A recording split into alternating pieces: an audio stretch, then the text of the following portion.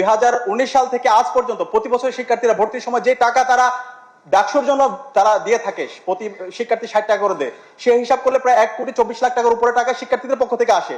সেই শিক্ষার্থীদের টাকাটা পর্যন্ত আমাদেরকে এখন পর্যন্ত দেওয়া হয় না। তাহলে বিশ্ববিদ্যালয় যদি আমাদের সাথে শিক্ষার্থীর সাথে জুলুম করে, তাহলে আমরা যাবো কার কাছে?